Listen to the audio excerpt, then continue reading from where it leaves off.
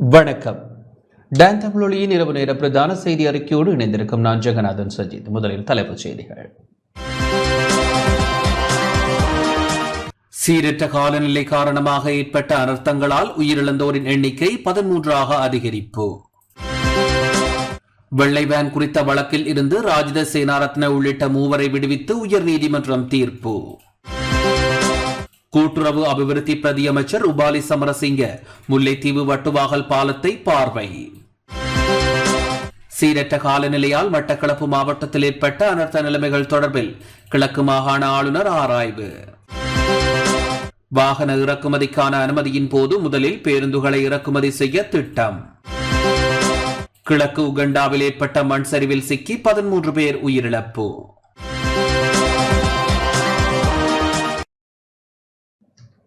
தொடர்வது முதன்மை செய்தி.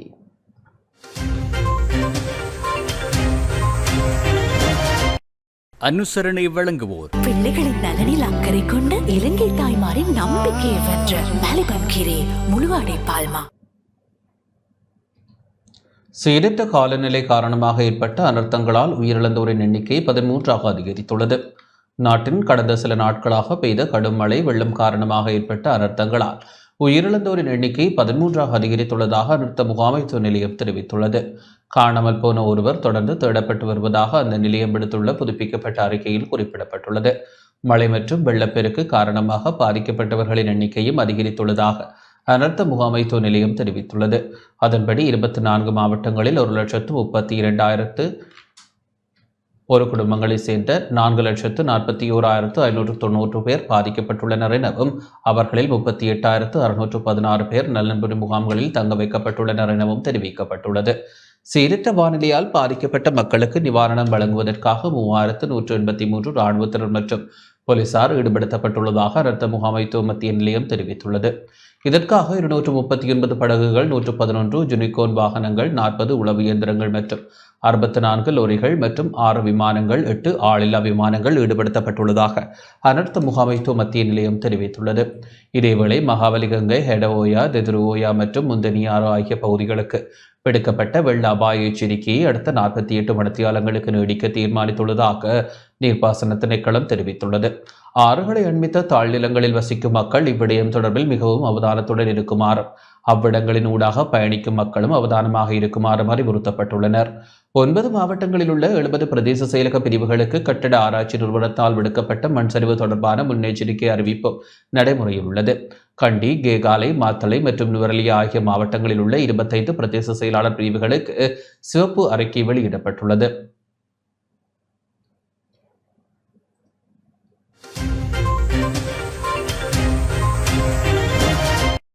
அனுசரணை வழங்குவோர் பிள்ளைகளின் நலனில் அக்கறை கொண்ட இலங்கை தாய்மாரின் நம்பிக்கையை வென்ற மலிபன் கீரை முழுவாடை பால்மா. வெள்ளைவேன் குறித்த வழக்கிலிருந்து ராஜித சேனாரத்ன உள்ளிட்ட மூவரை விடுவித்து உயர் நீதிமன்றம் தீர்ப்பளித்துள்ளது. வெள்ளைவேன் குறித்து சர்ச்சைக்குரிய தகவல்களை வெளியிட்டமை தொடர்பான வழக்கிலிருந்து முன்னாள் அமைச்சர் ராஜித சேனாரத்ன உள்ளிட்ட மூவரை விடுவித்து உயர் நீதிமன்றம் தீர்ப்பளித்துள்ளது. 2019 ஜனாதிபதி தேர்தலின் போது ஊடக சந்திப்பை நடத்தி வெள்ளைவேனில் ஆட்கள் கடத்தப்பட்டமை தொடர்பில் அப்போதைய ஜனாதிபதி வேட்பாளர் கோட்டாபய ராஜபக்ஷவிற்கு எதிராக சர்ச்சைக்குரிய கருத்துக்களை வெளியிட்டார். அதனையடுத்து ராஜித சேனாரத்ன மற்றும் இருவர் மீது வழக்கு தொடரப்பட்டிருந்த நிலையில் அந்த வழக்கிலிருந்து மூவரும் விடுவிக்கப்பட்டுள்ளனர்.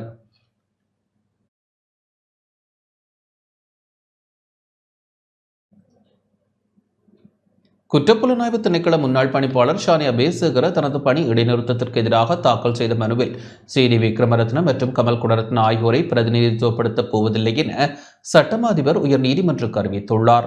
குற்றப்புலனாய்வு திணைக்கள முன்னாள் பணிப்பாளர் ஷானி அபேசேகர தனது பணி இடைநிறுத்தத்திற்கு எதிராக தாக்கல் செய்த அடிப்படை உரிமை மீறல் மனுவில் பிரதிவாதியாக குறிப்பிடப்பட்டுள்ள முன்னாள் போலீஸ் மா அதிபர் சி.டி. விக்ரமரத்ன மற்றும் முன்னாள் பாதுகாப்பு செயலாளர் கமல் குணரத்ன ஆகியோரை பிரதிநிதித்துவப்படுத்தப் போவதில்லை என சட்டமா அதிபர் இன்று உயர்நீதிமன்றக்கு அறிவித்துள்ளார்.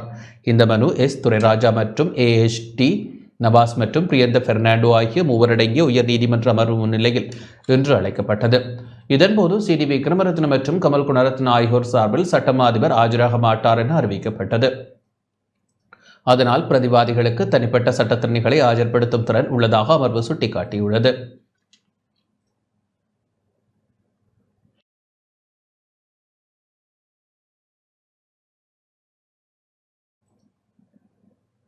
கிளிநொச்சியில் சீரற்ற காலநிலையால் பாதிக்கப்பட்ட மக்களை அமைச்சர் ராமலிங்கம் சந்திரசேகர் பார்வையிட்டுள்ளார்.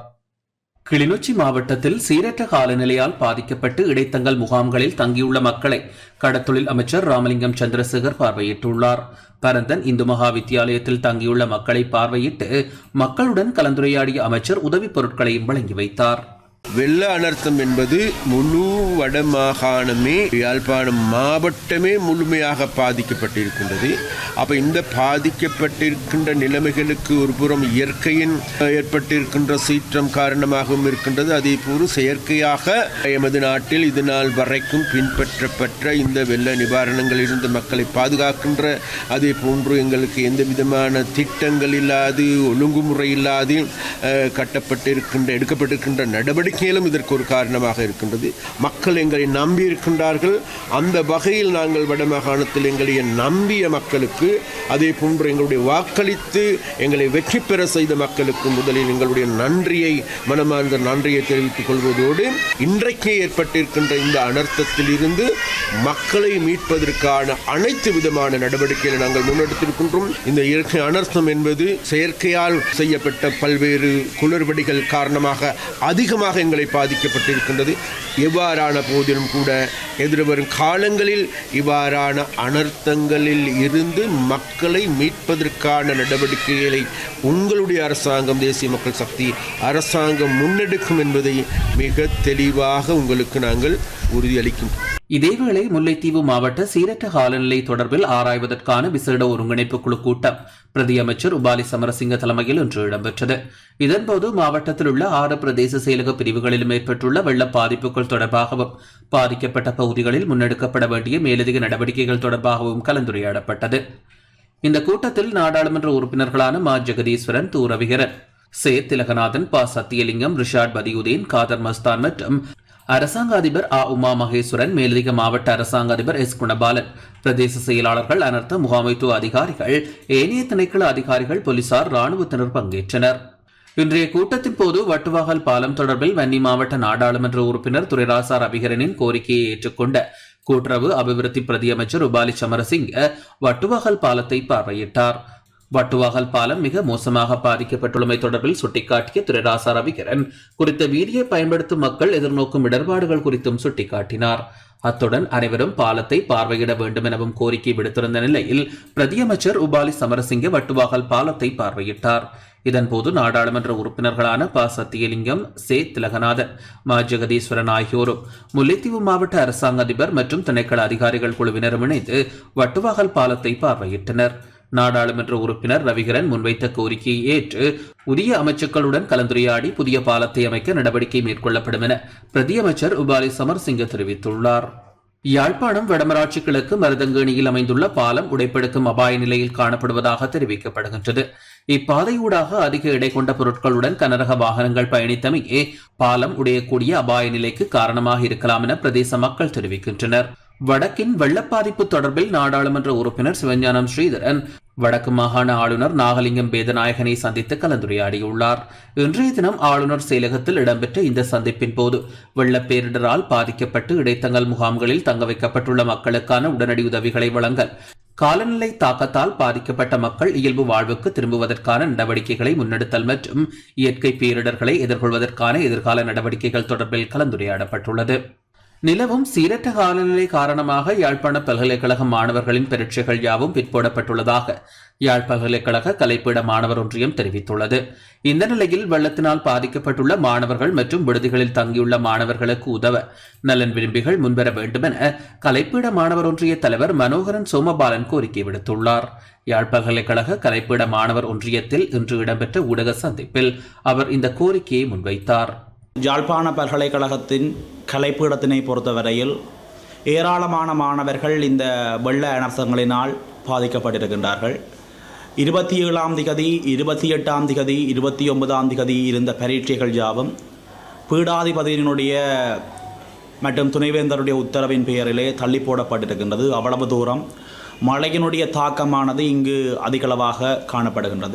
கோண்டாவளில் இருக்கும் உமாச்சந்திரா என்ற அமைப்பினுடைய நிதி அனுசரணையுடன் 1020 மாணவர்களுக்கான இரவு நேர உணவினை கலைப்பீட மாணவர் ஒன்றியம் வழங்கியிருந்தது. மேலும் இன்றைய தினம் காலமை பல்கலைக்கழக விடுதிகளுக்கு வெளியில் இருக்கின்ற கலைப்பீட மாணவர்களுக்கு கலைப்பீடத்தினுடைய 300 மாணவர்களுக்கு காலை நேர உணவினை நாங்கள் வழங்கியிருந்தோம். இது தவிர மாணவர்களுக்கு திடீர் அனர்த்தங்கள் ஏற்படும் பொழுது கலைப்பீட மாணவர் ஒன்றியமும் கலைப்பீட மாணவர்களும் கலைப்பீடத்தினுடைய நிர்வாகத்தினரும் குறிப்பாக பீடாதிபதி எங்களுடைய விரிவுரையாளர்கள் யாவரும் மாணவர்களுக்கு தேவையான உதவிகளை செய்திருந்தோம். உண்மையிலேயே இந்த வெள்ள அனர்த்தமானது ஒரு மிகுந்த இடர்களை எங்களுக்கு அளித்திருந்தாலும் இந்த இடர்களை தாண்டி பயணிக்க வேண்டிய ஒரு தேவையிலே இருக்கின்றோம். காபோதா உயர்தரம் மாணவர்களுடைய பரீட்சைகள் என்று அனைத்தும் பிற்போடப்பட்டிருக்கின்ற நிலையில் கல்வி ரீதியாகவும் வாழ்வியல் ரீதியாகவும் பொருளாதார ரீதியாகவும் இந்த இடர் அனர்த்தமானது எங்களுக்கு ஒரு மிகுந்த தாக்கத்தை செலுத்தி இருக்கின்றது. மேலும் மழைகள் தொடரும் பட்சத்தில் மேலும் அனர்த்தங்கள் தொடரும் பட்சத்தில் எங்களுடைய கலைப்பீடத்தினுடைய மாணவர்களுக்கும் பல்கலைக்கழக மாணவர்களுக்கும் ஏதாவது உதவிகள் தேவைப்படும் பட்சத்தில் சமூகத்தில் உள்ள பெரிய நபர்கள் புலத்தில் உள்ள நபர்கள் அதற்கான நிதிகளையும் அதற்கான பொருளுதவிகளையும் எங்களுக்கு செய்து கொடுப்பீர்கள் என்று திருகோணமலை வெறுகல் பிரதேச செயலக பிரிவில் சீரற்ற காலநிலையால் 166 குடும்பங்களைச் சேர்ந்த 483 பேர் பாதிக்கப்பட்டுள்ளனர்.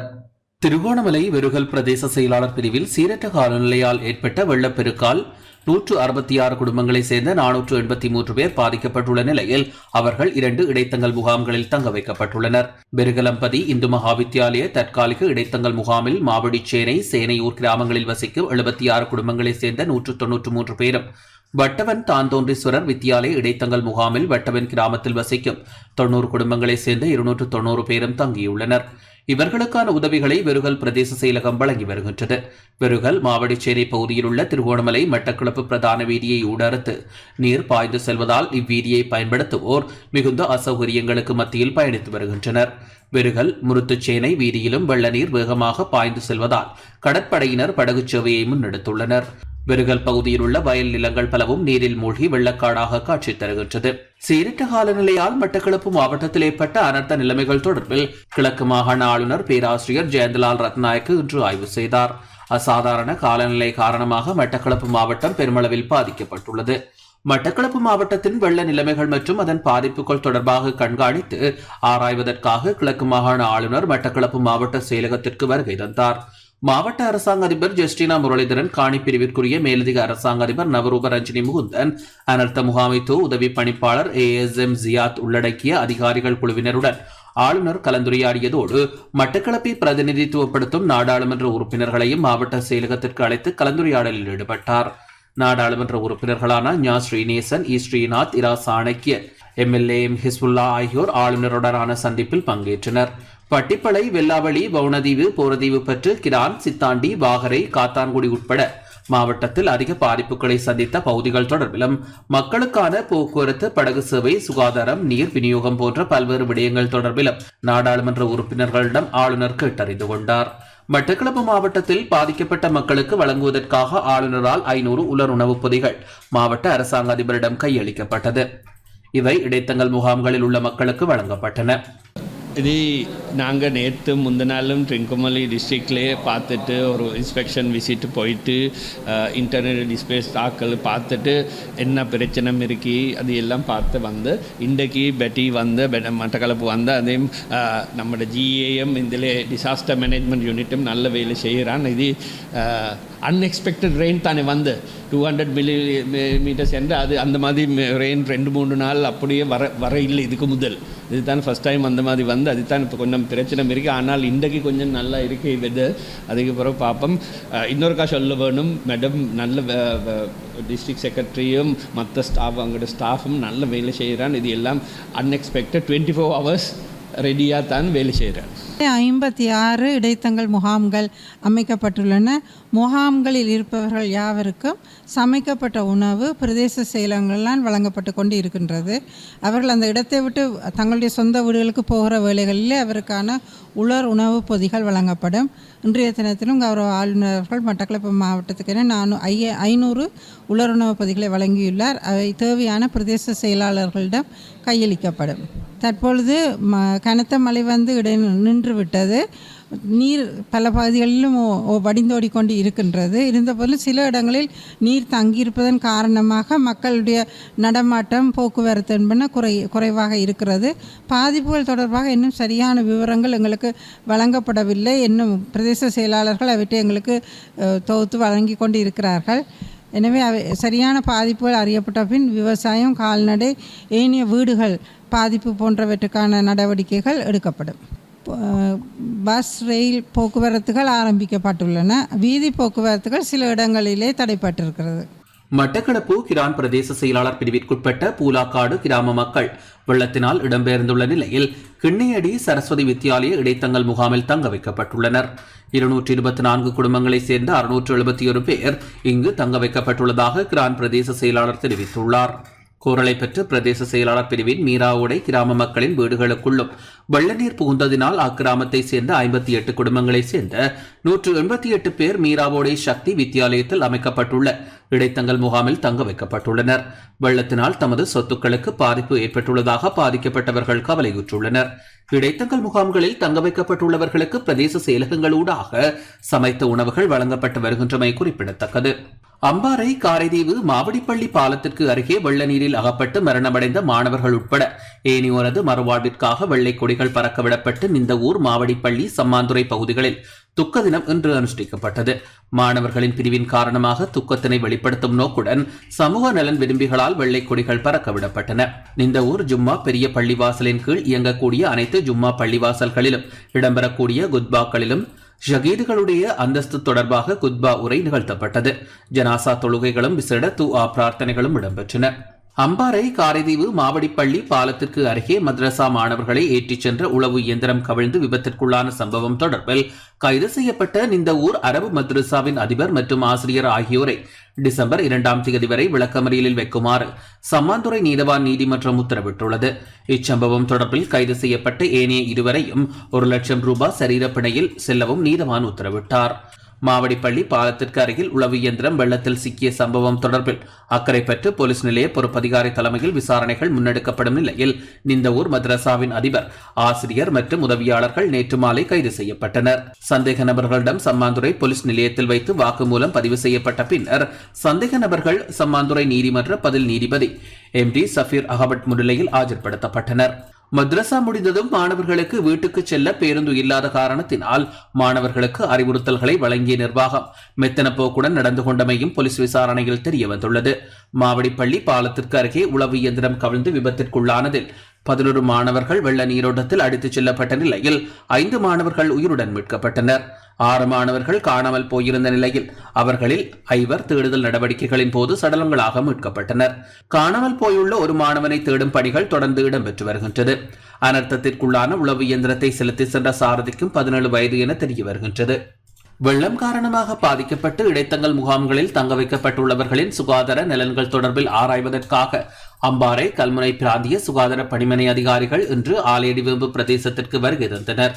ஆலையடிவேம்பு பிரதேச சுகாதார வைத்திய அதிகாரி திருமதி S. அகிலனின் ஒத்துழைப்போடு இடைத்தங்கல் முகாமிற்கு சென்ற சுகாதார அதிகாரிகள் மக்கள் நலன் தொடர்பில் அறிந்து கொண்டதுடன் சுகாதார அறிவூட்டல்களையும் வழங்கினர்.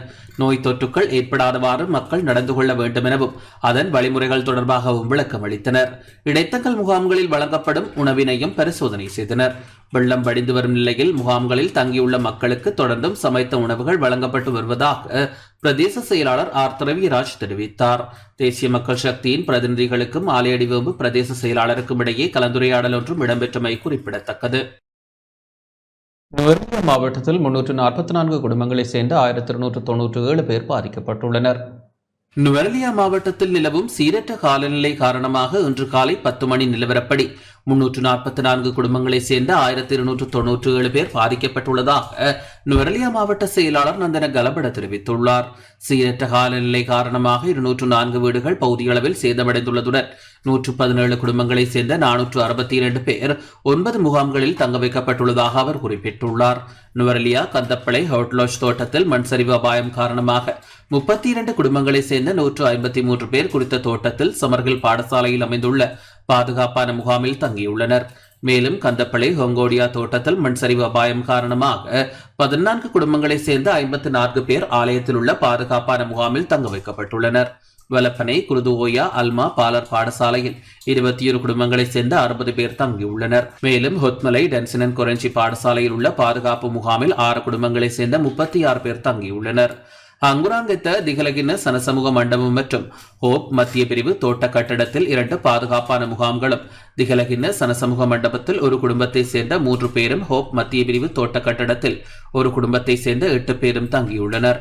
தலவாக்கலை அக்கரப்பத்தனை ஃபோர்ட்மோர் பாடசாலையில் அமைக்கப்பட்டுள்ள பாதுகாப்பு முகாமில் 8 குடும்பங்களை சேர்ந்த 34 பேர் தங்க வைக்கப்பட்டுள்ளனர்.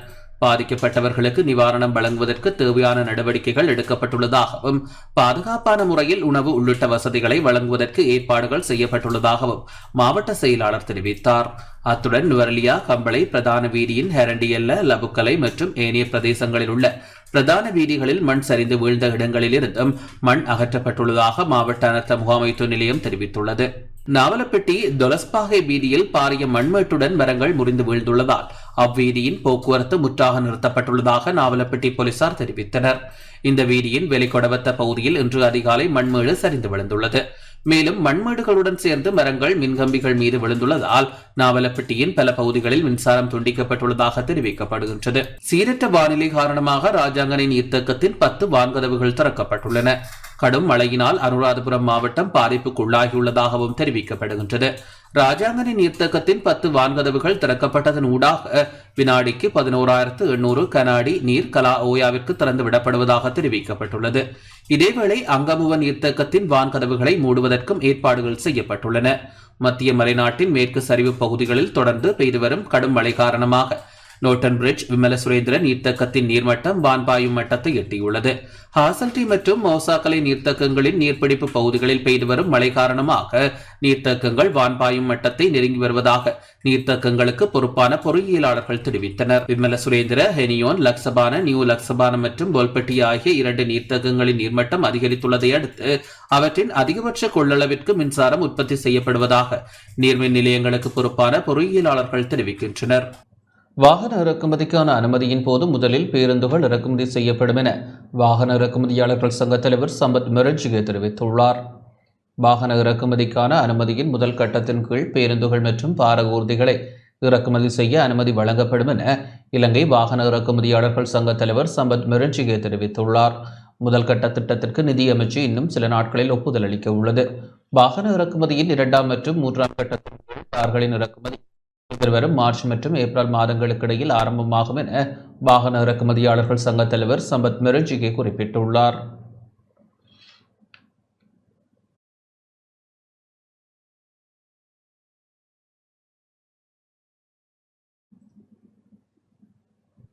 நாட்டில் பயங்கரவாதம் மீண்டும் தலைதூக்குமோ என்ற சந்தேகம் எழுவதாக ஐக்கிய மக்கள் சக்தியின் 800 அமைப்பாளர் மகேஷ் சேனநாயக்க தெரிவித்துள்ளார்.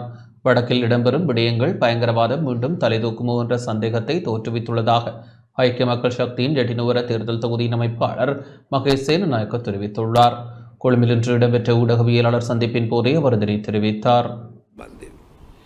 එවගේම ඔවුන් ජාත්‍යන්තර සහ දේශීය ප්‍රශ්නවලට කොහොමද කටයුතු කරන්න කියන පිළිබඳවත් අපිට ප්‍රශ්න මතු කරන්න සිද්ධ වෙනවා. මොකද රටක් කරනවා කියන එක ආණ්ඩුවක් කරනවා කියන එක ලේසි පාසු කාරණයක් නෙමෙයි. ඒක දේශපාලන වේ. 3/2 பெரும்பான்மையை பெற்ற அரசாங்கமே ஆட்சியில் உள்ளது. அரசாங்கம் பல வாக்குறுதிகளை மக்களுக்கு வழங்கியுள்ளது. ஊழல் மோசடிகளை ஒழிப்போம் எனவும் அரசாங்கம் கூறியுள்ளது. அந்த வகையில் நாமும் ஊழல் மோசடிகளுக்கு எதிரானவர்கள். அரசியல் நியமனங்களின் போது குடும்பத்தார் இணைத்துக் கொள்ளப்பட மாட்டார்கள் என அரசாங்கம் கூறியது. அதேபோன்று IMF உடன்படிக்கை மாற்றப்படும் எனவும் அரசாங்கம் கூறியது. ஆனால் அந்த விடயம் நிறைவேற்றப்படுவதாக தெரியவில்லை. அதேபோன்று அரசாங்கம் தேர்தல் மேடைகளில் கூறிய விடயங்களுக்கும் தற்போது இடம்பெறும் விடயங்களுக்கும் இடையில் பரஸ்பரம் வேறுபாடு காணப்படுகின்றது. கடந்த வாரத்தில் வடக்கில் இடம்பெற்ற விடயங்கள் பெரும்பான்மை மக்கள் மத்தியில் ஒரு அச்சத்தை தோற்றுவித்துள்ளது. வடக்கில் மீண்டும் பயங்கரவாதம் தலை தூக்குமோ என்ற சந்தேகத்தை தோற்றுவித்துள்ளது. அத்தகைய விடயம் இடம்பெற்றால் அரசாங்கம் எத்தகைய நடவடிக்கைகளை முன்னெடுக்கும் என வினவ விரும்புகின்றோம். அரசாங்கத்திற்கு பெரும்பான்மை பலம் உள்ளது. ஆனால் மக்களின் எதிர்பார்ப்புகளை அரசாங்கம் நிறைவேற்றுகின்றதா என தெரியவில்லை. அதேபோன்று தேசிய மக்கள் சக்தியின் நாடாளுமன்ற உறுப்பினர்களுக்காக சம்பளம் கட்சியின் நிதியத்திற்கே செல்லும் என கூறப்பட்டது. இத்தகைய பின்னணியில் நாட்டு மக்களின் வரிப்பணத்தை எவ்வாறு அவர்கள் கட்சியின் தேவைக்காக பயன்படுத்த முடியும் என வினவ விரும்புகின்றேன். ශ්‍රී ලාංකික බහුතරයකට සැකයක් මතුවලා තිබෙනවා. මේ උතුරේ නැවතත් මේ ත්‍රස්ත ව්‍යාපාරයක් LTT වැනි ත්‍රස්ත ව්‍යාපාරයක්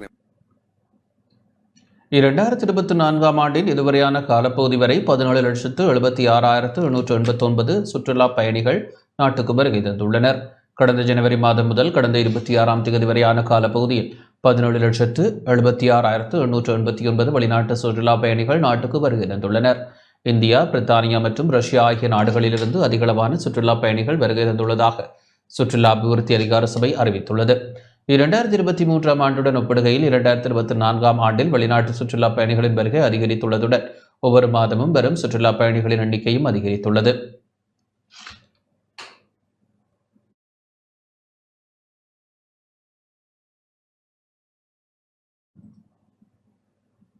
வெள்ள அனர்த்தத்தினால் பாதிக்கப்பட்ட மக்களுக்கு மருத்துவ சேவை வழங்க மருந்துகள் கையிருப்பில் இருப்பதாக யாழ்ப்பாணம் போதனா வைத்தியசாலை பணிப்பாளர் சத்தியமூர்த்தி தெரிவித்துள்ளார்.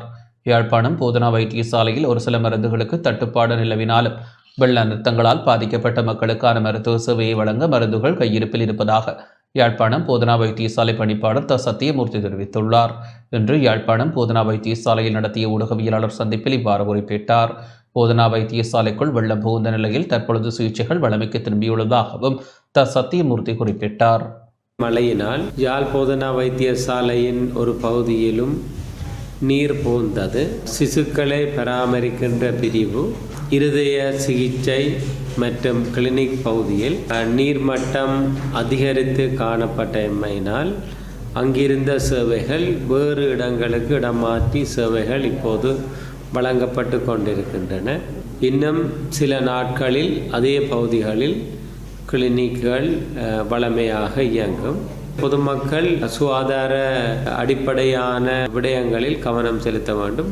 நகரத்துக்கு அண்மையிலே இருக்கின்ற பகுதிகளில் நம்மால் சென்று நாம் வெளிநோயாளர் பிரிவு சிகிச்சைகளை வழங்க முடியும். பொதுமக்கள் வைத்தியசாலைக்கு இக்காலப்பகுதியில் சிரமத்தின் காரணமாக வருகை தர முடியாமல் விட்டால் அங்கே இருக்கின்ற பொது நிறுவனங்கள் நோயாளிகளை ஒன்றுபடுத்தி இடவசதியை ஏற்படுத்தி தந்தால் சில நாட்களுக்கு எம்மால் அந்த பகுதிக்கு வந்து வெளிநோயாளர் சிகிச்சையை வழங்க முடியும்.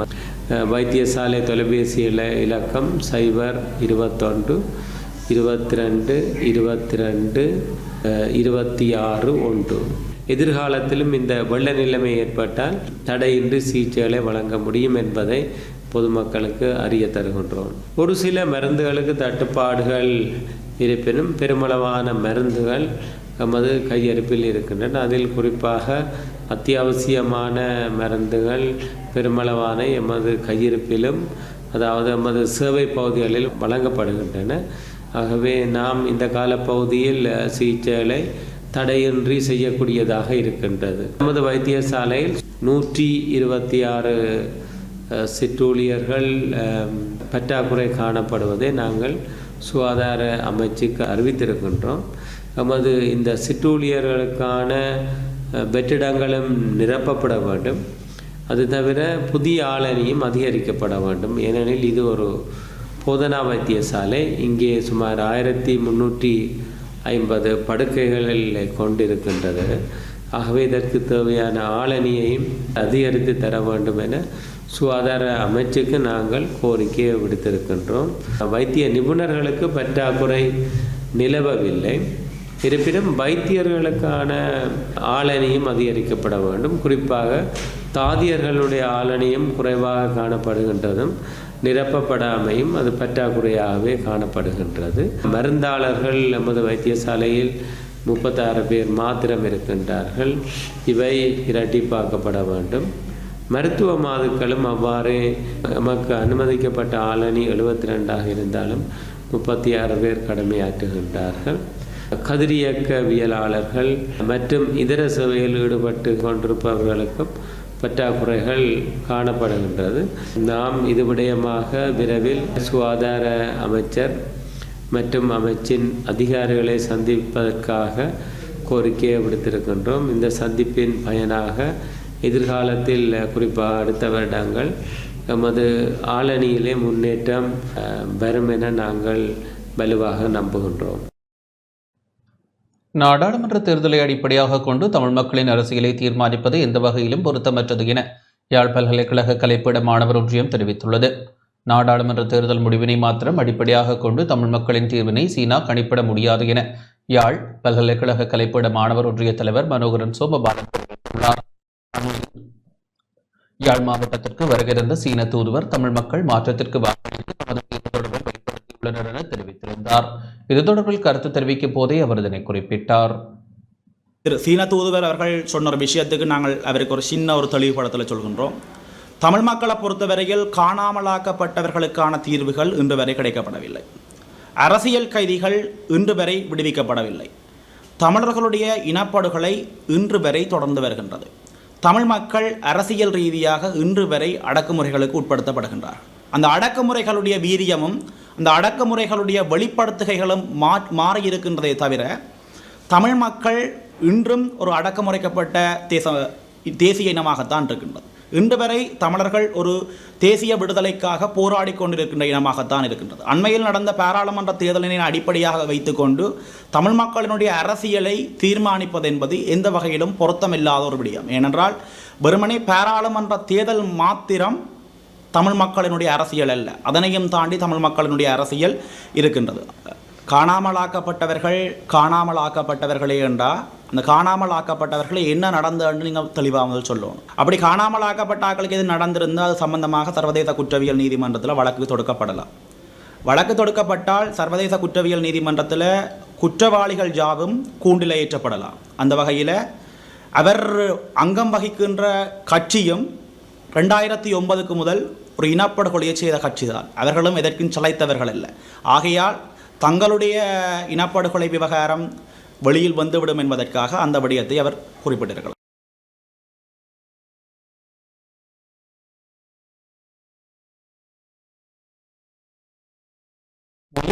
சுனாமி எச்சரிக்கை கோபுரம் ஒலி எழுப்பிய நிலையில் மக்கள் அச்சமடைந்த சம்பவம் பதிவாகியுள்ளது. முல்லைத்தீவு கடற்கரையில் உள்ள சுனாமி எச்சரிக்கை கோபுரம் ஒலி எழுப்பிய நிலையில் மக்கள் அச்சமடைந்த சம்பவம் ஒன்று இன்று மாலை பதிவாகியுள்ளது. முல்லைத்தீவு கடற்கரையை அண்மித்த பகுதிகளில் சுனாமி எச்சரிக்கை சமிக்ஞைகள் பொருத்தப்பட்டுள்ளன. அதிலிருந்து இன்று மாலை ஒலிக்கப்பட்டுள்ளது. இதனை கேட்ட கடற்கரையை அண்மித்த மக்களும் சுனாமி எச்சரிக்கை என அச்சமடைந்த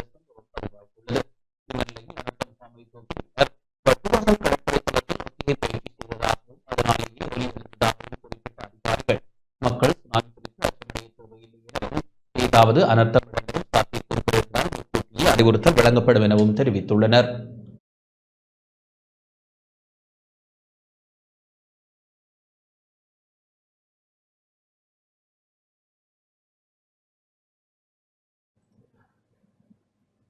நாட்டில் அதிகளவான HIV நோயாளர்கள் அடையாளம் காணப்பட்டுள்ளனர்.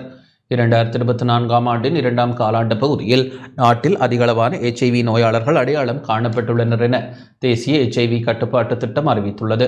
2009ஆம் ஆண்டுக்கு பின்னர் அதிகளவான HIV நோயாளர்கள் இந்த ஆண்டின் 2ஆம் காலாண்டு பகுதியில் அடையாளம் காணப்பட்டுள்ளனர்.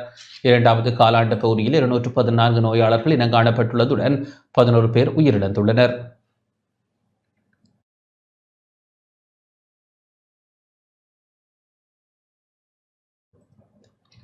நாட்டில் இவ்வாண்டின் இதுவரையான காலப்பகுதியில் 45,373 டெங்கு நோயாளர்கள் இனம் காணப்பட்டுள்ளனர். நாட்டில் இவ்வாண்டின் இதுவரையான காலப்பகுதியில் 45,373 டெங்கு நோயாளர்கள் இனம் காணப்பட்டுள்ளதாக டெங்கு நோய் தடுப்பு பிரிவு தெரிவித்துள்ளது. டெங்கு நோய் தடுப்பு பிரிவால் இன்று வெளியிடப்பட்ட அறிக்கையில் இந்த விடயம் தெரிவிக்கப்பட்டுள்ளது. அந்த வகையில் நேற்று வரை இம்மாதத்தில் 3024 டெங்கு நோயாளர்கள் அடையாளம் காணப்பட்டுள்ளனர். அக்டோபர் மாதம் 2938 டெங்கு நோயாளர்களும், செப்டம்பர் மாதம் 2769 நோயாளர்களும், ஆகஸ்ட் மாதம் 3897 டெங்கு நோயாளர்களும், ஜூலை மாதம் 4506 டெங்கு நோயாளர்களும், ஜூன் மாதம் 3319 டெங்கு நோயாளர்களும், மே மாதம் 2647 பேரும், ஏப்ரல் மாதம் 2234 பேரும், மார்ச் மாதம் 3615 பேரும், பிப்ரவரி மாதம் 6007 பேரும், ஜனவரியில் 10,417 பேரும் டெங்கு நோயாளர்களாக இனம் காணப்பட்டுள்ளதாக அறிக்கையில் குறிப்பிடப்பட்டுள்ளது.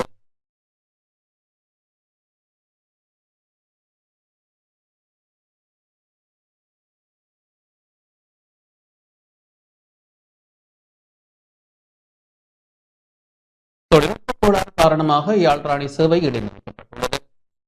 யாழ்ராணி ரயிலின் இயந்திரத்தில் ஏற்பட்ட தொழில்நுட்ப கோளாறு காரணமாக யாழ்ப்பாணம் சேவை மறு அறிவித்தவரின் விருது.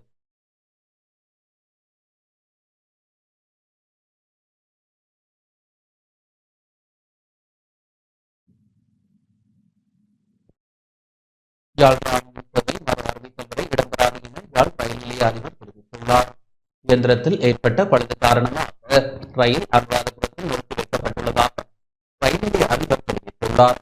இதன் காரணமாக கடுவரி சேவையில் ஈடுபடும் யாழ்ப்பாண அனுராதபுரம் வகையில் ஒவ்வொரு நிலையங்களிலும் நிறுத்தப்பட்டு பயணிகளை ஏற்றிச் செல்லும் என தெரிவிக்கப்பட்டுள்ளது. இதேவேளை மண்சரிவு மற்றும் பாறை சரிவு காரணமாக மலையக ரயில் சேவையில் பாதிப்பு ஏற்பட்டுள்ளதாக ரயில்வே திணைக்களம் தெரிவித்துள்ளது.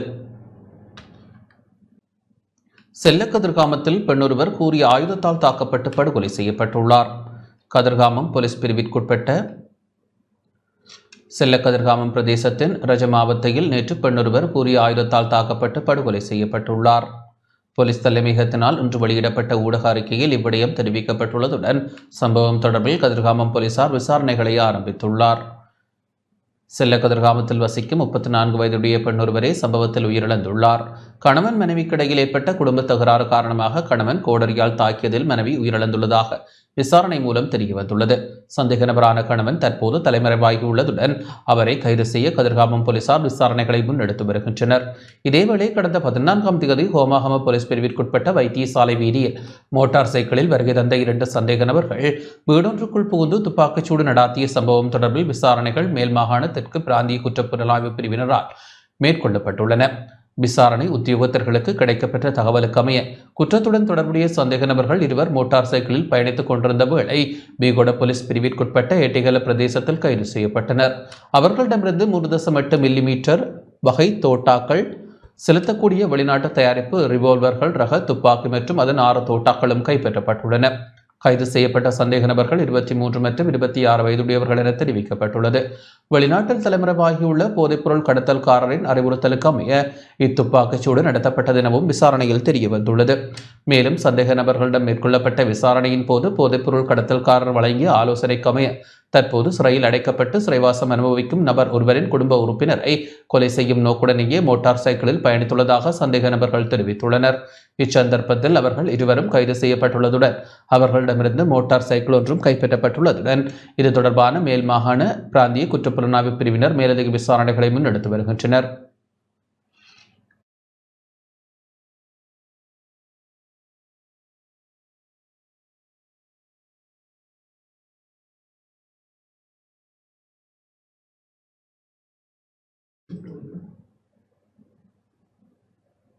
இத்துடன் இந்த செய்தி அறிக்கை நிறைவடைகின்றது. வணக்கம்.